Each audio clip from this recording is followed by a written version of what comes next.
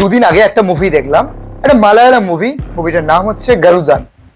মুভিটা রিলিজ করেছিল 2023-এ, কিন্তু হিন্দি ডাব হয়েছিল 2025-এ। মুভিটার পরতে পরতে টুইস্ট অ্যান্ড টার্ন। এই মুহূর্তে আপনি যাকে ভাবছেন নির্দোষ, পর মুহূর্তেই তাকে মনে হবে সেই তো ক্রিমিনাল। আর এই যে ফিলিংসটা, সেটা কিন্তু থ্রু আউট দ্য মুভি চলতে থাকবে। সো ওয়ান্স এগেন নমস্কার, আমি Roni, review by Roni YouTube চ্যানেলের নতুন একটি এপিসোডে তোমাদের সকলকে স্বাগত। চলুন আর না কথা বাড়িয়ে সিনেমাটার ভিতরে কি আছে, কি টুইস্ট অ্যান্ড টার্নের কথা আমি বলছি, সবটা নিয়েই আজকের আলোচনা। মূলত এই গল্পের দুটো ক্যারেক্টার, এক ডিসিপি হরিশ মাধব, যে সৎ এবং আদর্শবান পুলিশ অফিসার, আরেকজন হচ্ছে প্রফেসর নিশান্ত কুমার, যাকে প্রথমেই গল্পের শুরুতেই ক্রিমিনাল পোর্ট্রে করা হয়। গল্পের শুরুতেই দেখানো হয় যে একটি ছাত্রী একটি বৃষ্টির রাতে রেপ এবং মার্ডার হয়, এবং সেই রেপটা কে করে? তারই কলেজের প্রফেসর।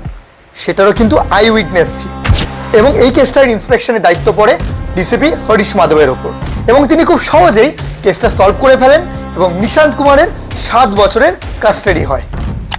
গল্পটা এখানেই শেষ? এ তো normal rape and murder case. না বন্ধু, না।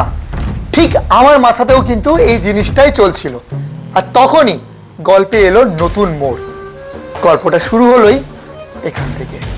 আর এই 7 বছর ধরে প্রফেসর নিশান্ত জেলের মধ্যে চুপচাপ বইপত্র ঘেটে ল এক্সামের প্রিপারেশন নিচ্ছিল, আর জেল থেকে বেরোনোর আগেই সে LLB ডিগ্রি অর্জন করে। জেলে ভালো ব্যবহার করার জন্য তার শাস্তি কিছুটা মুকুব হয়, এবং সে যখন বাড়িতে ফেরে তার কিন্তু স্ত্রীও তাকে মেনে নেয় না, তার বন্ধু বান্ধবরাও তাকে দূরে সরিয়ে দেয়, এবং নিজের সম্মান রক্ষার্থে নিজেকে নির্দোষ প্রমাণ করার তাগিদে প্রফেসর নিশান্ত কিন্তু এই কেসটা আবার রিওপেন করে। প্রফেসর নিশান্ত কুমারের চরিত্র অভিনয় করা সাউথ ইন্ডাস্ট্রির অন্যতম সেরা অভিনেতা বিজু মেননের অভিনয় কিন্তু আপনাকে মুগ্ধ করতে বাধ্য করবে। ওনার ফেশিয়াল এক্সপ্রেশন এতটাই প্রমিনেন্ট ছিল যে একটা মিনিটের জন্য হলেও কিন্তু আপনি বাধ্য হবেন ভাবতে যে সত্যিই কি খুনটা বা মার্ডারটা করেছিল নাকি করেনি। আর সেটাই কিন্তু এই গল্পের মেন টুইস্টার। এরপর গল্পে এলো ইউটার্ন। হরিশ মাধবকে দাঁড় করানো হলো কাঠগড়ায়। নিশান্ত কুমার একের পর এক আগে প্রাপ্ত সমস্ত আই উইটনেস, প্রমাণ, প্যাথোলজিক্যাল ল্যাব থেকে পাওয়া রিপোর্ট সবকে মিথ্যে প্রমাণ করবে। কিন্তু কিভাবে? আর সেটা জানতে হলে কিন্তু সিনেমাটাকে দেখতে হবে। কি মনে হচ্ছে এবার গল্পটা কি ইন্টারেস্টিং শুনতে লাগছে, তাই না? হ্যাঁ, ঠিক তাই।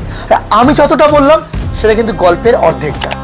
একদিকে একজন লড়ছে নিজেকে সৎ প্রমাণ করার জন্য, আরেকদিকে একজন লড়ছে নিজেকে নির্দোষ প্রমাণ করার জন্য।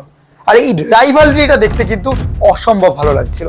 প্রত্যেকটা মুহূর্তে মনে হচ্ছিল এরপর কি হতে পারে, এরপর কি হতে পারে।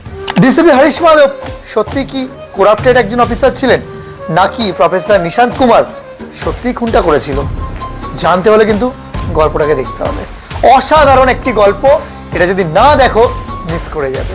গল্পের সেকেন্ড হাফটা কিন্তু সাসপেন্সে ভরা, আর শেষ 5 মিনিটে গিয়ে তুমি তোমার উত্তর পাবে। তো বাকিটা দেরি না করে দেখে এসো। আজকের মতো এটুকুই। এরপরও আবারও নতুন কোনো একদিন নতুন কোনো এক এপিসোড নিয়ে তোমাদের সামনে হাজির হবো। ততক্ষণে চ্যানেলটিকে সাবস্ক্রাইব করে দাও। মুভি রিলেটেড রিভিউ পেতে কিন্তু অবশ্যই আমাদের সাথে থাকো, পাশে থাকো।